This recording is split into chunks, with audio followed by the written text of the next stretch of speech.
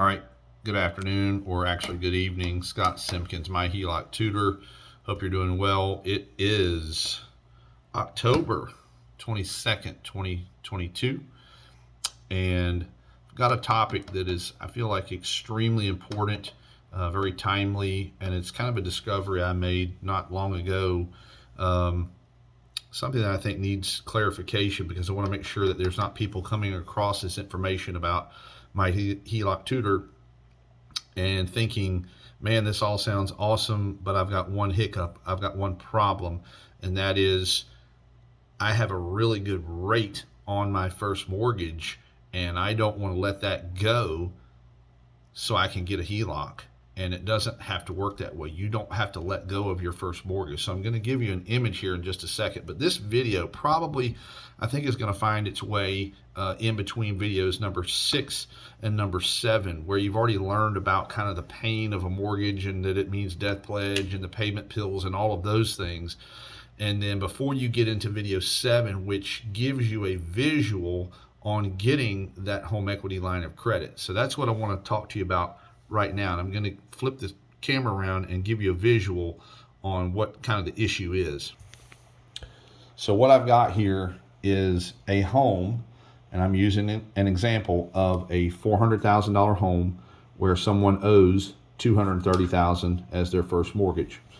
So sliding over here, you've got the same 400K, same 230 owed. And what I did in my personal example is I got what's called a first lien or single lien HELOC.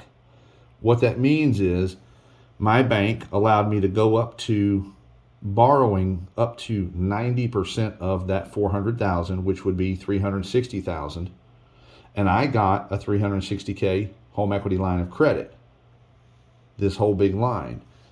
And that allowed me to pay off the 230K first, and so I still have the difference available, which is 130,000. Again, that's called a first or single lien HELOC. Now, in the environment we're in, we probably have a lot of people who are more in this scenario.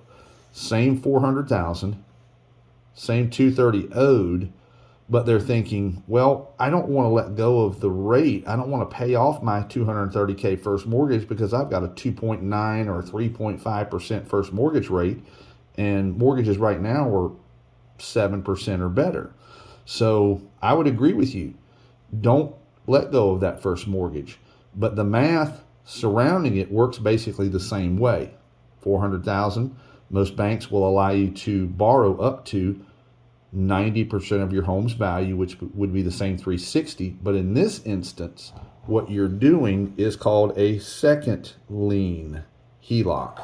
Okay, so what that looks like is a $130,000 HELOC that is in second lien position.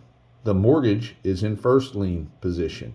You keep your good low interest rate on your mortgage. When you think about the HELOC system, all you need is a HELOC, whether it is a first lien HELOC or a second lien HELOC.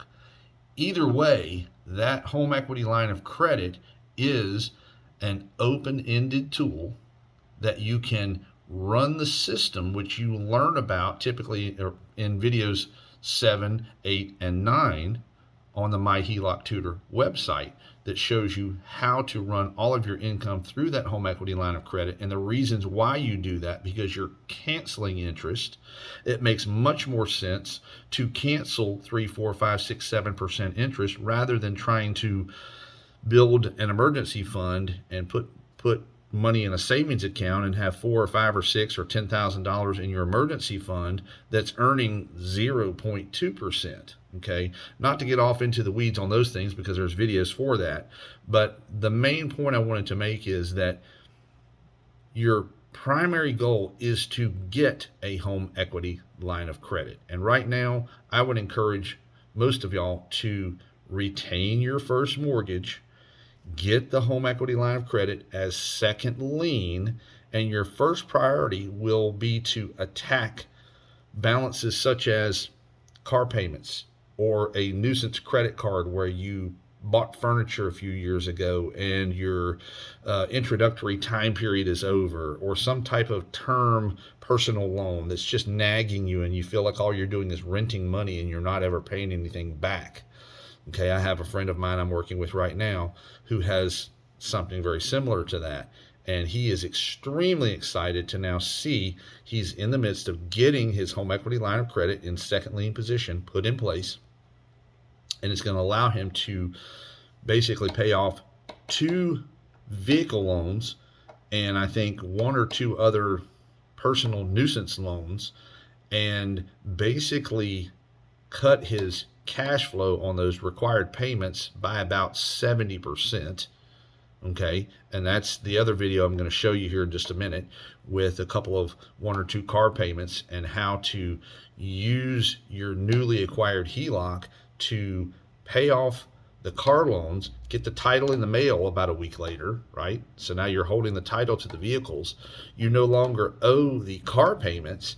Now you have a home equity line of credit payment, and I'll show you the math on that. And then running the HELOC system, how that balance that you did owe on the cars, now you owe it on the HELOC, it's going to melt away. And again, you come out of all this with a reusable tool in the form of that HELOC. And guess what? Something I haven't mentioned before. Interest you pay on the HELOC, it's actually a tax deduction. Have you ever deducted car or boat loan interest or credit card interest on your taxes? No. If you did, you're probably going to get audited and it's not going to turn out well. So keep an eye out for the second video. Again, this one will probably show up between videos 6 and 7. I guess I'll call it 6B. So anyway, look forward to it. Thanks.